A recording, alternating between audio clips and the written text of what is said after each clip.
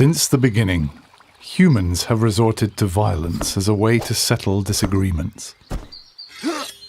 Yet through the ages, people from around the world have tried to limit the brutality of war.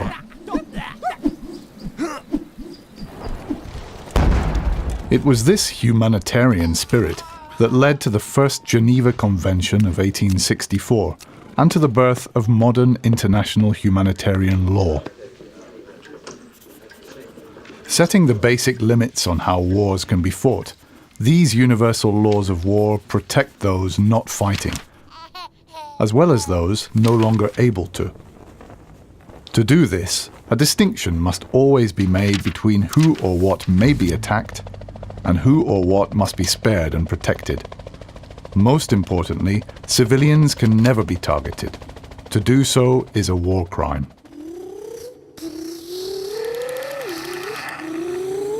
When they drove into our village, they shouted that they were going to kill everyone. I was so scared. I ran to hide in the bush. I heard my mother screaming. I thought I would never see her again. Every possible care must be taken to avoid harming civilians or destroying things essential for their survival. They have a right to receive the help they need.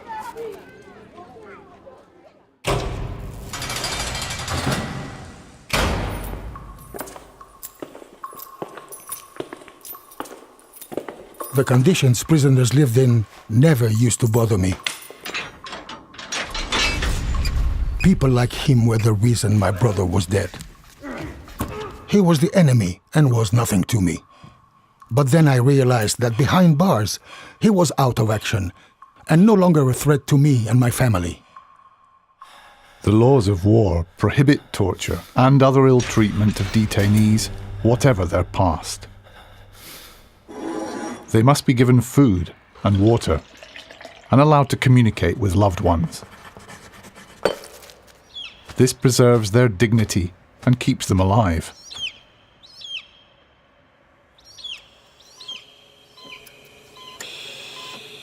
Medical workers save lives, sometimes in the most dangerous conditions.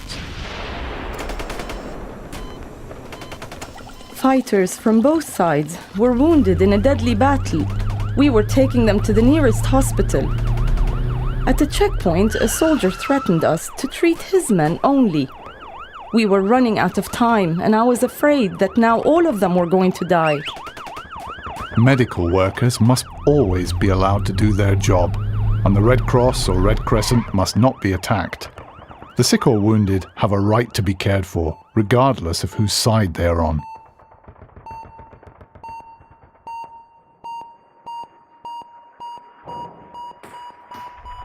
Advances in weapons technology have meant that the rules of war have also had to adapt.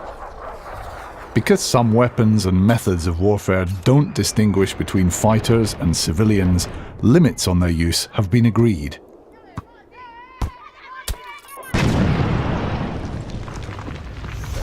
In the future, wars may be fought with fully autonomous robots.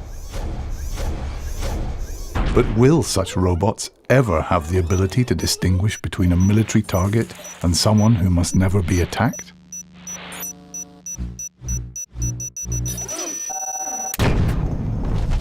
No matter how sophisticated weapons become, it is essential that they are in line with the rules of war. International humanitarian law is all about making choices that preserve a minimum of human dignity in times of war and make sure that living together again is possible once the last bullet has been shot.